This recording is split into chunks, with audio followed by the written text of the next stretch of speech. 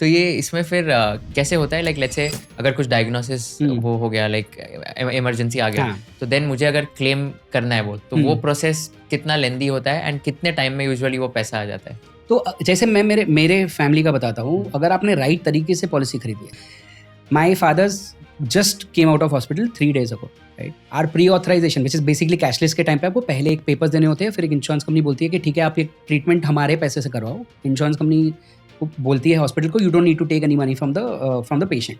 So that is a pre authorisation बोला जाता है उसको। That happened in 21-22 minutes.